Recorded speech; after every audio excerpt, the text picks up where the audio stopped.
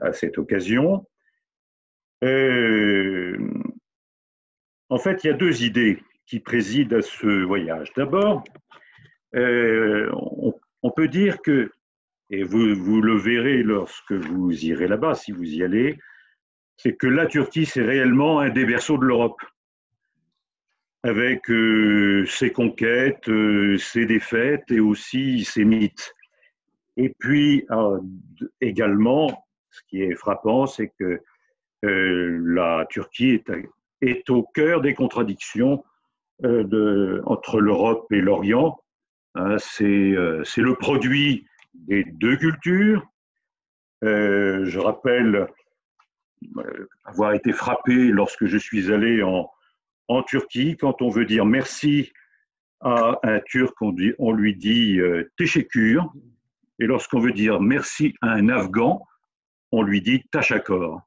C'est tout dire sur l'intimité qu'il y a entre la Turquie et le monde persique, mongol et plus largement de l'Asie centrale. Alors, qu'allons-nous voir comme sites? Ces sites, en fait, ils sont tous des pierres, des étapes de toute l'histoire de la Turquie. Alors, ça commence par un mythe. Ça commence par Noé. Noé qui, dans sa navigation, a fini par avoir un incident de parcours et il s'est heurté au mont Ararat.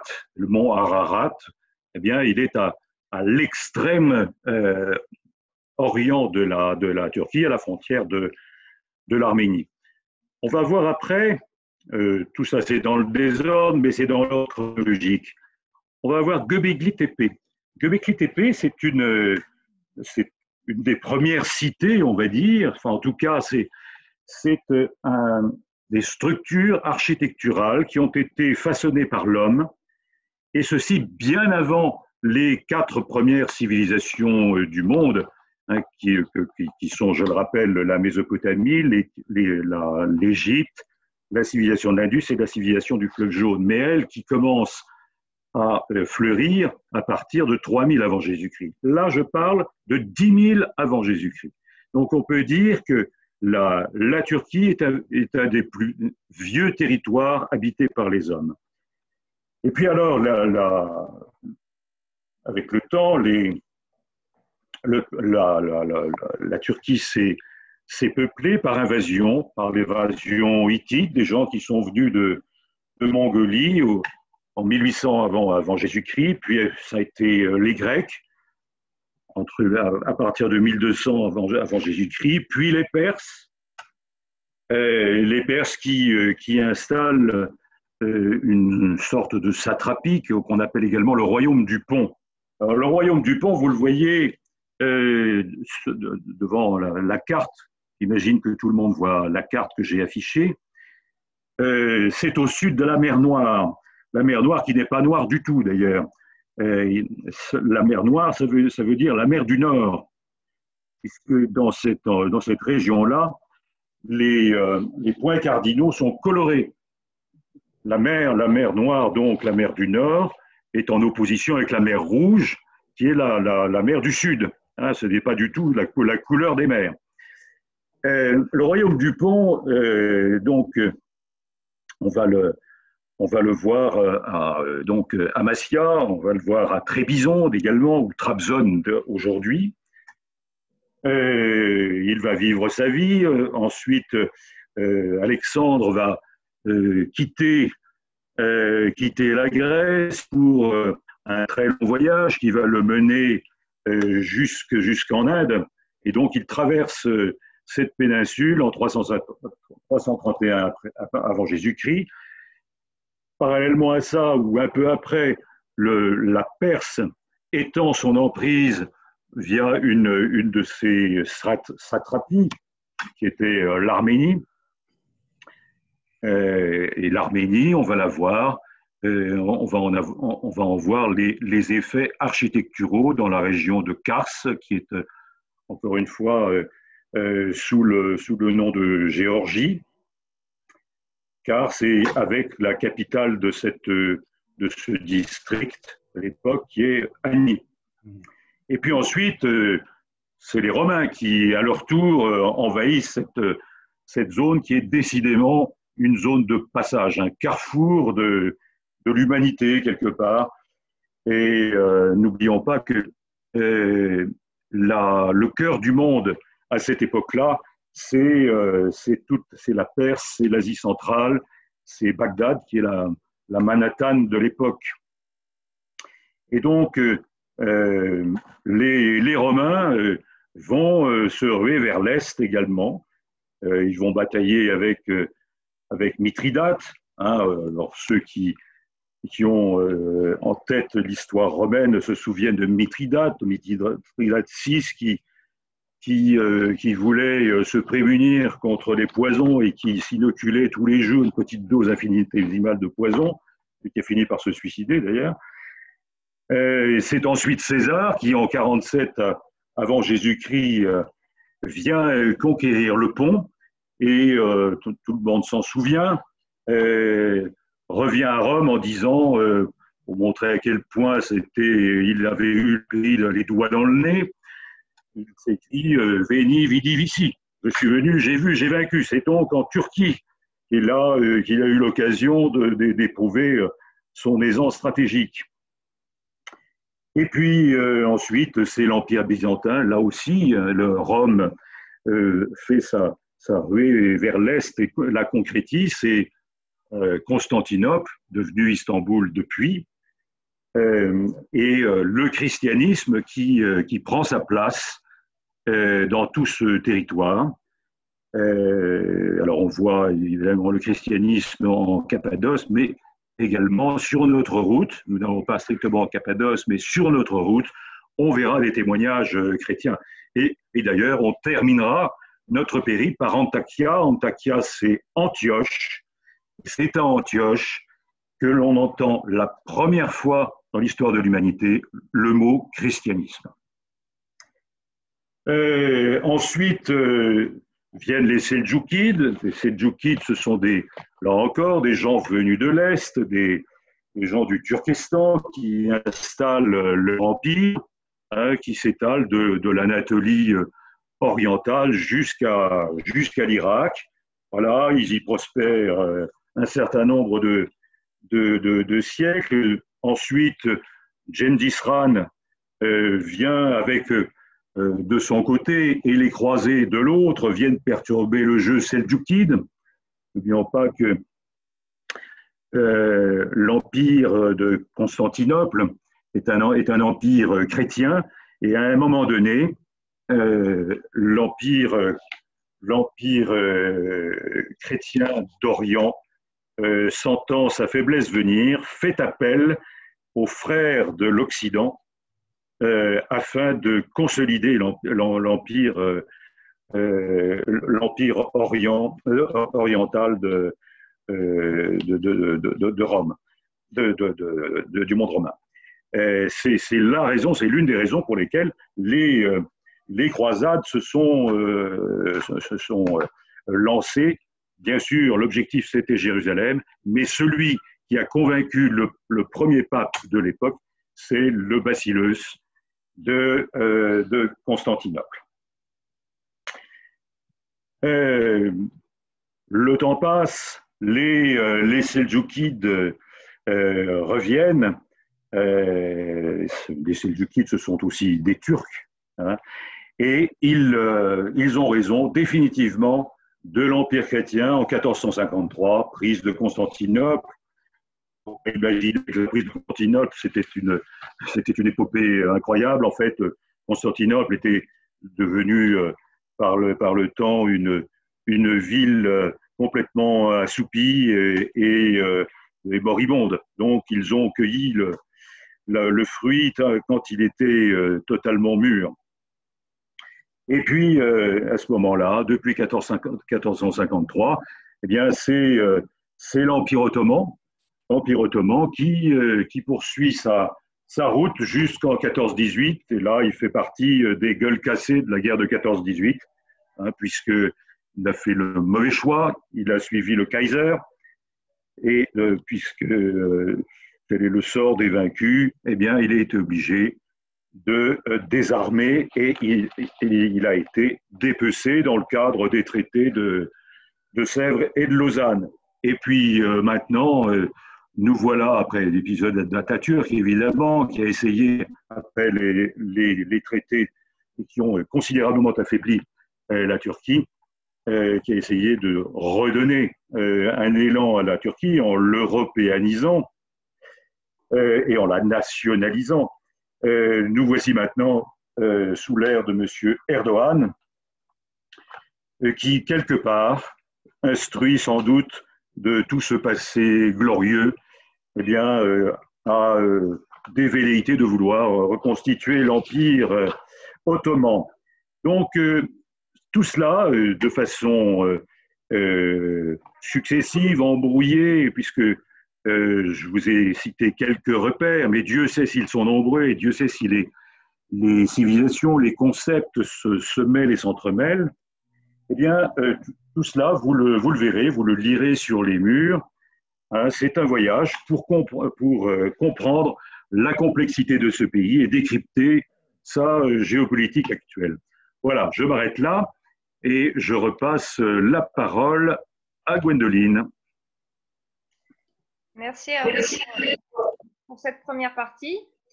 Je vais donc, moi, vous parler d'aspects un petit peu plus techniques.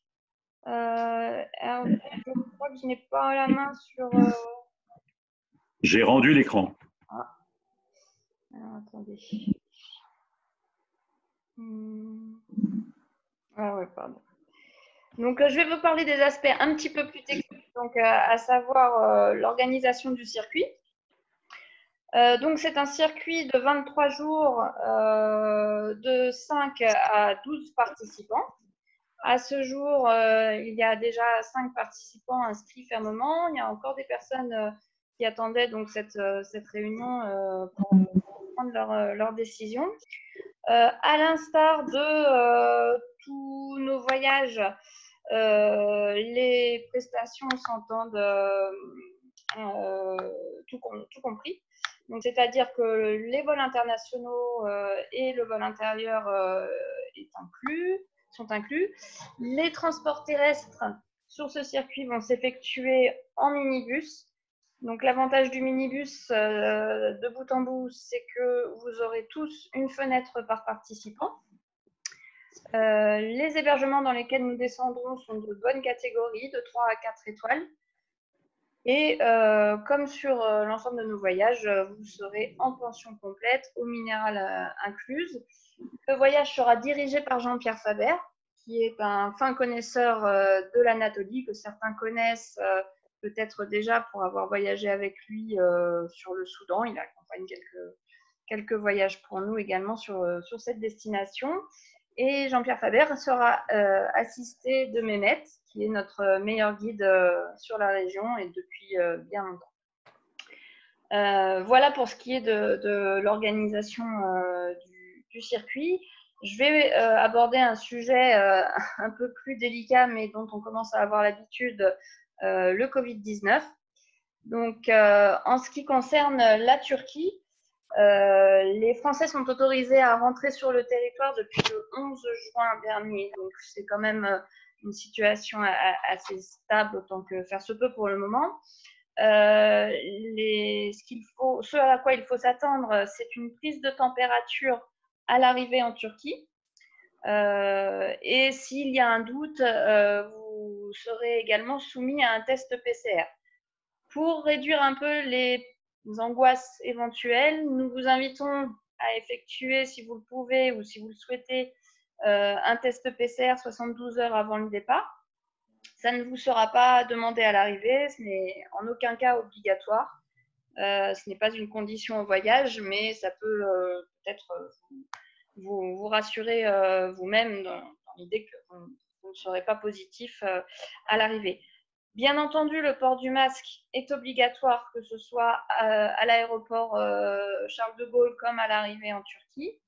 Donc, il faudra prévoir de toute façon pour le voyage le même équipement qu'en France, donc masque et gel hydroalcoolique. Certains d'entre vous avaient déjà évoqué les restrictions de circulation pour les personnes de plus de 65 ans. On tient à vous préciser que cela ne concerne pas les voyageurs. Donc, il n'y a aucun souci à ce niveau-là pour voyager en Turquie dans de bonnes conditions. Et c'est pour ça qu'on assure le circuit. Toujours concernant la Covid, notre partenaire d'assurance a complété sa couverture en y intégrant ce risque. Alors évidemment, le risque, il ne couvrira pas l'annulation pour cause de Covid parce que la présence du Covid à l'international est connue depuis maintenant plusieurs mois.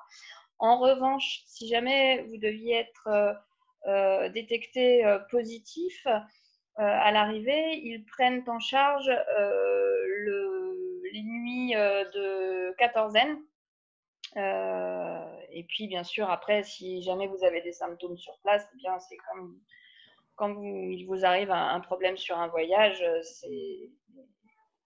les relais se mettent en place. Et puis, ils prennent également en charge l'impossibilité de retour. Comme peut-être certains d'entre vous ont eu la mauvaise surprise de le vivre en mars.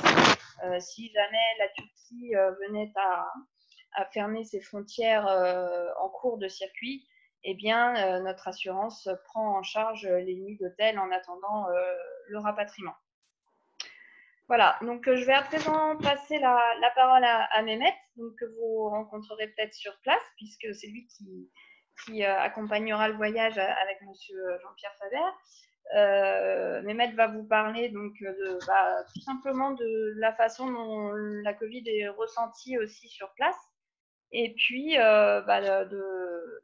de la façon dont vous voyagerez avec lui en sa compagnie. Mehmet, à vous. Entendez ou pas? On vous entend.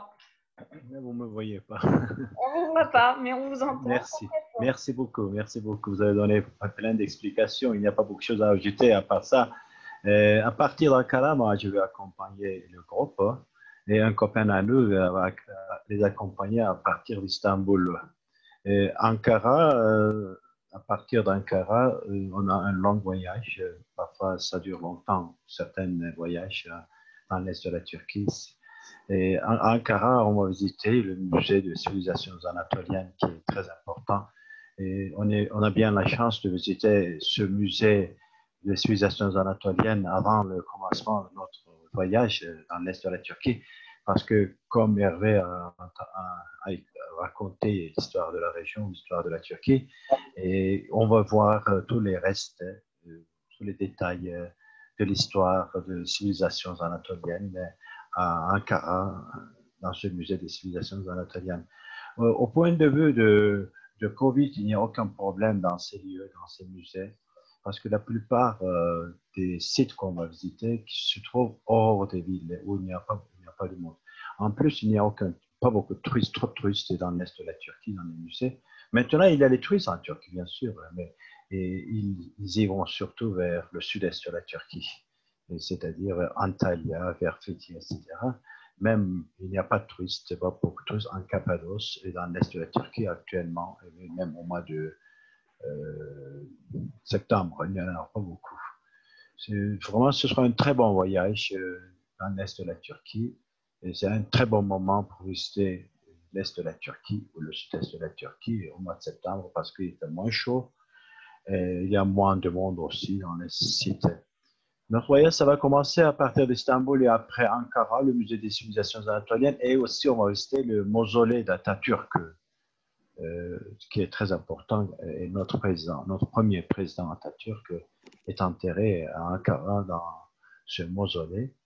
Et on a une nuit à Ankara. De là, on va continuer vers Hattuşaş, au centre de la Turquie, qui était la capitale une fois, avant Jésus-Christ, des peuples hittites. C'est une civilisation qui est très importante. On va visiter le site de Hattuşaş, où il y a beaucoup de reliefs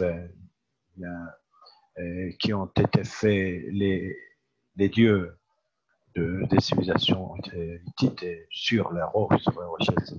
Toujours en plein air. C'est sûr, pas de tourisme, c'est très calme là-bas. Et de là, on va continuer vers Amasya, comme tout à l'heure Hervé aussi a dit. Ça, c'est le commencement aussi du territoire de la mer Noire. Et de là, la mer Noire, c'est toujours vert aussi. Là. Il y a beaucoup de forêts. Et à Trabzon, on va passer. C'était la capitale du pont du royaume Moufa aussi. On va visiter là une très belle église qui s'appelle aussi Sainte-Sophie, mais qui est devenue maintenant mosquée, mais aucun problème, on peut la visiter parce que c'est possible à visiter, bien que ce soit une mosquée. Et aussi, et de là, on va continuer après Trabzon à Machka. À Machka, surtout, on va visiter un très, très joli, comment dirais-je, monastère qui est, se trouve sur une falaise à Machka. De là, on va descendre vers Erzurum, qui est une très, très belle ville aussi, où il y a beaucoup de monuments d'époque, surtout selçukide, qui date du XIIIe au XIVe siècle après Jésus. Double minaret, par exemple, on va visiter. Aussi quelques médressés qui nous restent depuis le XIIIe au XIVe siècle après Jésus-Christ. Et Kars, bien sûr, qui est là, presque la frontière avec la Géorgie et l'Arménie. La ville de Kars, une très très belle ville aussi, où il nous reste beaucoup, beaucoup de vestiges d'époque arménienne, surtout de la ville ou le site de Ani qui se trouve au bord, c'est-à-dire à la frontière entre l'Arménie et la Turquie. Vraiment, c'est incroyable, c'est unique aussi dans le monde, on peut dire. Il y a des églises aussi qui nous restent à Kars, à Ani, à Kars et Ani aussi. On va rester tout seul presque là-bas parce que je vois qu'il n'y a pas trop de touristes qui vont là. C'est très calme, aucun problème de Covid par-ci, là. Les gens sont très, très sympas aussi à Kars. On peut se contacter aussi avec le peuple là-bas. De là, on va descendre vers Doro-Bayazid, qui est la frontière avec l'Iran. Surtout, on va visiter un très joli palais qui s'appelle Sakpacha, qui est juste à la frontière iranienne, qui est magnifique, qui date du 17e, 18e siècle après Jésus-Christ. C'est un très, très joli palais. Et on descend sur Van, bien sûr. Van, c'est un très joli lac. Il y a un très joli lac Van, qui est l'un des plus grands lacs de la Turquie. Et là, on va visiter certainement la forteresse de Van, l'ancienne site de Van, et aussi on va passer à Aktamar, qui est une église arménienne qui date du 9e, 10e siècle après Jésus. Il y a beaucoup de reliefs sur les murs de cette église qui est au milieu du lac. On prend une ferryboat, un petit bateau pour y aller. Et on va les visiter, c'est-à-dire cette église attend ses clients, ses visiteurs aussi depuis presque l'année dernière parce que c'est toujours calme encore l'est là-bas, le lac devant et les alentours. Après la visite de l'église d'Aktamar, on va passer vers Diyarbakir. C'est une très belle ville qui est très peuplée, surpeuplée, mais on ne va pas rester longtemps dans la ville, je pense. On va essayer de visiter surtout la mosquée, la grande mosquée qu'on appelle, ou le Jami qu'on appelle, et aussi quelques caravansérails, c'est-à-dire palais des caravanes. C'était sur la route de la soie à l'époque, bien sûr, Diyarbakir. Les peuples kurdes qui ont la majorité dans cette ville, c'est une très belle ville et ils aiment beaucoup les touristes. Ils sont vraiment très hospitaliers, les gens. Il est possible de boire du thé de Diyarbakir dans les médressés, etc.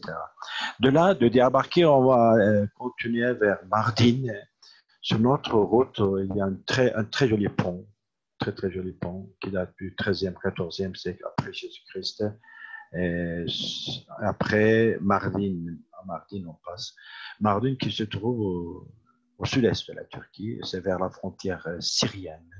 Aucun problème, c'est une petite ville qui est très calme au point de vue du peuple et aussi beaucoup de monuments à visiter à Mardin. On va faire le contact aussi avec le peuple et surtout le soir avec la lumière. C'est une très belle ville qui attire beaucoup de Turcs aussi, mais maintenant c'est calme certainement. Avant, ça attirait pas mal de Turcs. Et après, après Mardin, on va continuer vers Şanlıurfa. Et ça, on l'appelle aussi l'endroit, comment dirais-je là, Gap, c'est-à-dire nous avons un projet qui s'appelle le Sud-Est, le projet du Sud-Est de la Turquie, là où il y a le barrage le plus grand de la Turquie, qui s'appelle le barrage d'Atatürk. Il est possible de le voir aussi, ce barrage. C'est magnifique aussi. Et c'est toujours là, arrosé là, grâce à ce barrage. C'est tout vert maintenant là-bas. On cultive beaucoup de tabac, et pardon, surtout coton là-bas. Et aussi beaucoup de pistachiers. Il y a la Turquie d'ailleurs, après l'Iran, c'est le deuxième pays pistaches. On a beaucoup de pistachiers, des milliers de mètres carrés de pistachiers.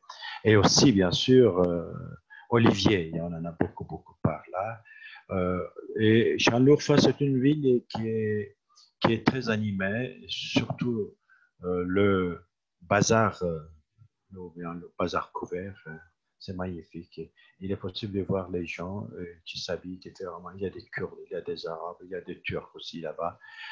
Il est possible de voir aussi beaucoup de petits métiers. Par exemple, le menuisier, là, il y en a encore. Et les gens qui s'occupent, qui font du cuivre, etc. Et dans le bazar, il est possible de voir. Même aussi quelques caravansérails qui datent du 15, qui datent du 15e ou 16e siècle après Jésus-Christ. Les gens se mettent sur les petites chaises dans ces caravanes, caravansérails, et qui sont bien conservées jusqu'à nos jours, certainement aussi. Et petit bazar, il est possible d'acheter le thé ou bien les épices, etc. C'est une ville qui est très orientale. Et après, certainement, nous avons dans notre programme le site de Nemrut, le mont Nemrut aussi on appelle, qui n'est pas loin de Şanlıurfa. Je pense qu'on va faire le coucher du soleil sur le mont Nemrut à 2100 mètres. Et là où il y a les grosses têtes qui étaient sur les statues, des dieux et du roi Antiochos. C'était avant Jésus-Christ le royaume comagène qui avait mis toutes ces statues à 2100 mètres. C'est magnifique. On verra si on va faire le coucher du soleil ou bien le lever du soleil. On verra selon le programme. C'est magnifique comme coin aussi là. C'est unique aussi dans le monde entier. Les grosses têtes qui font parfois 2 mètres de hauteur et les statues qui font parfois 8 mètres. 8 ou 9 mètres, quelque chose comme ça là. Comment dirais-je, les dieux d'époque qui sont sur les troncs. Et il faut y aller à pied certainement, si ça monte un petit peu, mais on a aménagé un petit peu aussi les chemins pour monter jusqu'au mont Nemrut. Et c'est vraiment fou là, c'est chouette. Hein. Il y a beaucoup de moins de touristes. Maintenant, je parle avec mes copains, etc. L'année dernière, il y a plein de touristes aussi. Et après le mont Nemrut, dans votre programme, vous avez la ville de Gaziantep aussi, je pense. Gaziantep, c'est une très belle ville. La ville de Gazi, on dit. Et la ville des martyrs aussi, on peut dire. La ville de gloire. Et Gaziantep, c'est très connu avec ses pistaches, c'est très connu avec ses plats aussi, avec ses kebabs aussi. Et il est vraiment intéressant, elle est vraiment très intéressante comme ville aussi. On peut visiter l'ancienne ville, surtout si on va visiter l'ancienne ville. Ce sera très calme, c'est très calme là-bas aussi. Et après, comment dirais-je, Gaziantep, on descend sur Antiochos, Antakya,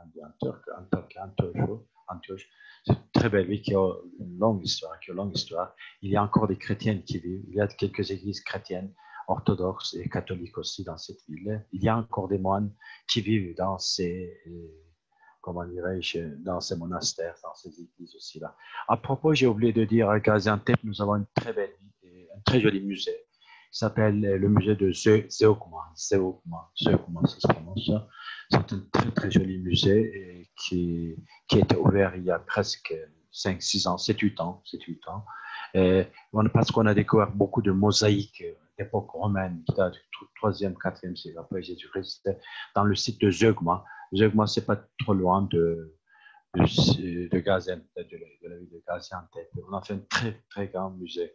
Et comme l'eau du barrage d'Atatürk montait, et on les a découverts, on les a, comment dirais, sortis, toutes ces mosaïques du barrage, parce qu'on a trouvé quelques morceaux de mosaïque par hasard, il y a presque une vingtaine d'années, et après on a fait les recherches, parce que l'eau du lac, l'eau du barrage montait pour éviter que ces mosaïques restent sous l'eau du barrage. On a dit au monde entier de nous aider pour sauver toutes ces mosaïques. Alors, le monde entier nous a aidés, même aussi l'université de Nantes en France, aussi l'université de la Suisse, les universités de Suisse nous ont aidés, les Américains nous ont aidés. On a sauvé des milliers de mètres carrés de mosaïques qui sont en bon état, qui sont dans ce musée. Au début, il y a presque une dizaine d'années, il y avait un petit musée de mosaïques là-bas, parce qu'on avait découvert quelques centaines de mètres de mosaïques au début. Mais après avoir découvert beaucoup de milliers de mètres carrés de mosaïques, on les a mis maintenant, on les a mis dans le musée du mosaïque à Gaziantep, vraiment quelque chose, parce que les mosaïques et les couleurs sur les mosaïques, aussi certaines, comment dirais-je, scènes mythiques que nous voyons, c'est vraiment chouette. À propos, bien sûr, quand on visite aussi Hatay en Turquie, il y a un très joli musée aussi là-bas, de mosaïques, un joli mosaïque qui sont bonnes, qui sont bonnes et bon état. Beaucoup de touristes qui viennent au sud-est de la Turquie visitent ces musées. De là, vous prenez l'avion et vous retournez sur Istanbul, de là, je pense, en France. Si vous avez des questions à me poser, il y a temps, s'il vous plaît. Désolé si j'ai fait une erreur, etc. en parlant, parce que ça fait un an et demi, comme je ne parle pas le français, je parle toujours l'anglais. Et si vous avez des questions à me poser, s'il vous plaît, j'attends. Ça va, on vous a quand même très très bien compris. On aimerait bien parler aussi bien que vous. Alors, pour le moment, je n'ai pas de questions. Est-ce que je vais peut-être rappeler le fonctionnement pour certains si besoin. Vous pouvez cliquer sur Converser en bas au milieu de votre écran Zoom et là poser votre question par écrit. Bon, si vous le souhaitez maintenant, vous pouvez aussi réactiver votre micro pour poser une question directement par oral si vous le préférez. Alors voilà, une première question qui arrive. Quelle serait la distance approximative en bus de ce périple? Combien de kilomètres allons-nous parcourir? À partir d'Ankara jusqu'à Antiochos, Antakya, avec le bus, le petit bus, on va faire au moins que 4200 km, quelque chose, autour de 4000 km. C'est long quand même ce voyage. Par exemple, d'Ankara à Hattushash, ça fait presque 300 km, 4 heures. Et de Hattushash jusqu'à Amasya, ça fait presque 2 heures de voyage, c'est pas trop long. Mais le plus long voyage pour nous, c'est depuis Sivas jusqu'à Giresun. On traverse les monts de la mer Noire. Là-bas, c'est un peu, ça tourne, 5 heures, 6 heures, etc. C'est-à-dire entre 2 heures, 3 heures, 4 heures, parfois 5 heures. Ça dépend du voyage aussi, c'est qu'on fait ici. Ça fait presque autour de 4000 quelque chose kilomètres. C'est pour ça que le voyage est assez long aussi. On parcourt une grande... Parce que la Turquie, c'est grand quand même aussi. Vous voyez bien, c'est 800 000 km². Avec ça, on fait presque l'Anatolie centrale d'abord, Ankara, on fait, et c'est l'Anatolie centrale. Et après, on passe à Touchas, en l'Anatolie centrale, Sivas, c'est entre l'Anatolie centrale aussi de la mer Noire. Et là, la mer Noire, vous faites une autre région. C'est-à-dire d'une région à une autre région, vous passez. Et pour passer de l'Anatolie centrale à la mer Noire, il faut traverser le mont de Kachkar aussi, comme qui fait presque 4000 mètres, quelque chose comme ça là. Et alors, vous voyez bien là, les montagnes. Mais plus on descend vers le sud-est, il y a moins de montagnes. Vers le mont Ararat, bien sûr, vous allez voir aussi, par exemple, vers Kars, qui fait près de 5150 mètres, le plus haut de l'Anatolie centrale, le plus haut de l'Europe aussi, hein, le mont Ararat. C'est un mont mythique, comme vous voyez. Et au nord-est de la Turquie, c'est un peu élevé, on fait un peu des kilomètres, mais parfois, quand on dit des kilomètres, c'est pas tout à fait beaucoup de kilomètres, mais les routes, parfois, ça tourne, vous voyez bien, comme ça tourne, ça met du temps. C'est-à-dire, pour faire 10 kilomètres, parfois 1 heure, par exemple, 45 minutes, etc. Juste, moi, je parle du sud-est de la Turquie. Mais plus on descend en bas, c'est plus facile, c'est l'autoroute, les routes sont bonnes, dans la plupart des. Avez-vous des questions, Rosalie? Mehmet, n'hésitez pas à parler bien proche de votre micro parce que sinon on vous entend un peu moins bien. Vous m'entendez? Voilà, c'est mieux. C'est mieux? D'accord. Très bien. Et j'attends les questions. Alors, est-ce qu'il y a d'autres questions? N'hésitez pas. Donc, en attendant les autres questions, je vais vous reparler un petit peu des conditions d'inscription. Ce sont des conditions un peu particulières puisqu'on est assez proche du départ. Donc, il y a encore le temps de s'inscrire, il n'y a pas de souci. Vous pouvez prendre contact avec l'équipe d'Explorator aux adresses mail auxquelles vous avez l'habitude de nous écrire. Sinon, vous pouvez me joindre également par téléphone au 06 31 08 09 92. Je vais remettre le numéro de téléphone par écrit. Donc là, il n'y a pas de problème. Il reste de la place encore pour les inscriptions.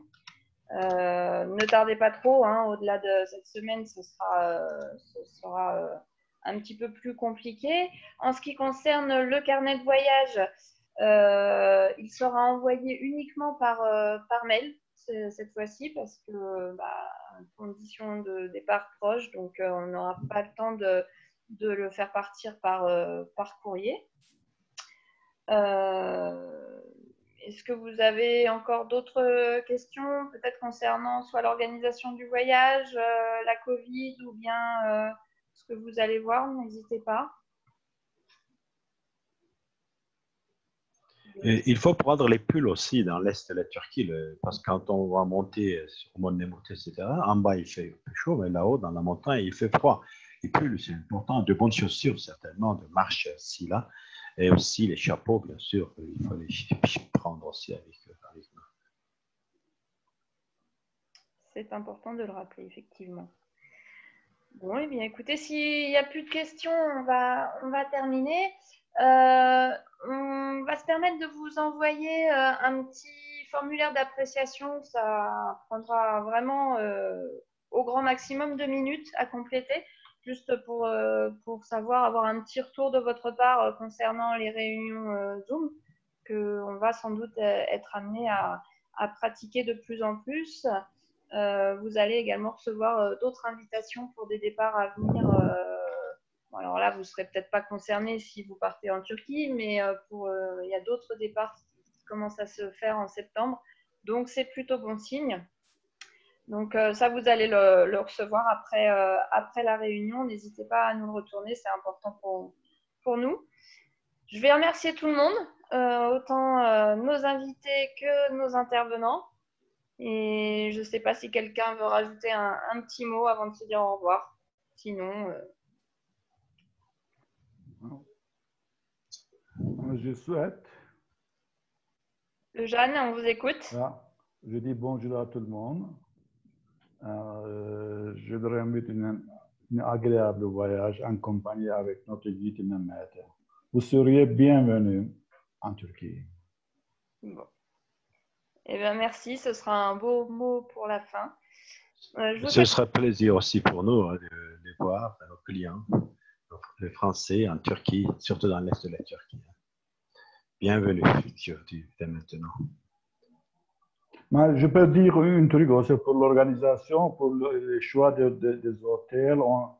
On essaye de maximum donc dans les hôtels les plus charme, hôtels de charme très typiques. Alors le meilleur hôtel de la ville afin que nos invités, nos hôtes seront à l'aise retour comme une ambassade de notre pays en France. Ambassadeur, pardon, ambassadreuse. Les conditions dans l'est de la Turquie, c'est un peu dur certainement, les conditions. C'est-à-dire, il n'y a pas beaucoup d'hôtels dans l'est de la Turquie. Hein. C'est pas comme dans l'ouest de la Turquie, parce que l'ouest de la Turquie, c'est plus touristique. Là. Comme il y a trop de touristes là-bas, vous voyez bien là. Et alors, il est possible de trouver les hôtels beaucoup plus chics avec mon pool, avec comment dirais mon pool, avec la piscine, voilà, etc. Beaucoup plus grands hôtels, etc. Mais ici, dans l'est de la Turquie, non, c'est pas comme ça. Ce sont des hôtels boutiques qu'on appelle la plupart. Aussi, Dans vous les avez un hôtels 4 Michelin. étoiles dans de meilleures conditions. Meilleur hôtel, on essaie de trouver les meilleurs hôtels de la ville dans l'est de la Turquie. C'est parce que c'est pas le tourisme qui continue là-bas toute l'année, c'est-à-dire juste en été, mais cette année comme il y a le Covid aussi, alors beaucoup moins de touristes. Ça c'est d'un côté, c'est avantage pour nous, c'est beaucoup plus avantage. On sera tout seul dans les musées, dans les sites, etc. en visitant. Pour le Ouais. trajet, aussi, je dis dernière chose, lors du trajet, donc, alors nous aurons alors un bus sera grand que de notre taille de groupe. Alors, par exemple, si nous on est 5, 6, 7 personnes, donc le bus aura leurs 12 sièges. Ça veut dire que les gens vont se mettre seuls en seul siège. Donc, il y aura une distance dans ce circonstance, donc avec l'un de l'autre. C'est important de le rappeler. On fait le maximum. Nos invités nous écoutent, non? Ils sont partis. Oui, non, ils sont là. Ils sont là tous là. Juste la dernière chose pour le rappeler. Oui, c'est important de le rappeler. La distanciation sociale sera respectée en Turquie comme en France. Et voilà, en ce qui concerne la Covid, vous l'aurez compris, sur place, vous pouvez vous attendre aux mêmes conditions en fait que ce que vous vivez aujourd'hui en France. Oui, c'est ça. Bien, et ben, je remercie tout le monde et puis je vous souhaite une très bonne soirée et puis peut-être à bientôt en Turquie ou en France. Nous vous remercions aussi. Merci beaucoup à tout le monde. J'espère vous voir en Turquie. Merci. Bonsoir. Merci à tout le monde. Merci à tout le monde. Au revoir. Au revoir. Merci.